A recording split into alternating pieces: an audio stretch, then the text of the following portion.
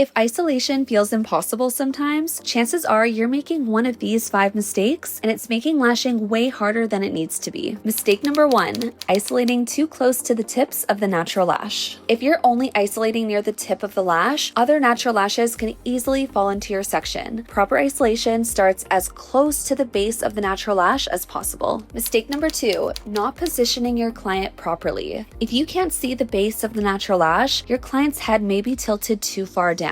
Don't be afraid to gently tilt their head back towards you or from side to side so you can clearly see where the natural lashes grow from the skin. Mistake number 3, using the wrong isolation tweezers. A bulky tip tweezer can make isolation way harder than it needs to be. Instead, swap for a fine tip tweezer, which will make it easier to isolate between short and fine natural lashes, and the curvature will allow the tip to curve over the brow bone so you can isolate closer to the base. This also prevents having to bend your hand in awkward positions to reach the natural lashes. Mistake number 4, not having isolation techniques in your back pocket. If you're not using tools like iPads, micropore tape, or other isolation techniques to move surrounding lashes out of the way, isolation will definitely become difficult at times, especially on those who have curly or tons of natural lashes. And mistake number 5, fighting with baby lashes. If a baby lash keeps falling into your section and won't stay out of the way, stop wrestling with it. Apply a lightweight extension such as a 2D 0.05 wet lash fan to give yourself a little extra length to work with so it can be easier to push it out of the way. If isolation has been a struggle for you, don't feel discouraged. More often than not, there's just a piece of the puzzle missing, whether that's your positioning, your tools, or a technique that nobody ever taught you. I hope this video was helpful, and if it was, don't forget to give it a thumbs up, and if there's anything that you've been struggling with, go ahead and drop a comment down below. We have tons of tutorials we can link, or we'll make a video for you. Thanks so much for tuning in, and we'll see you on the next tutorial. Bye for now.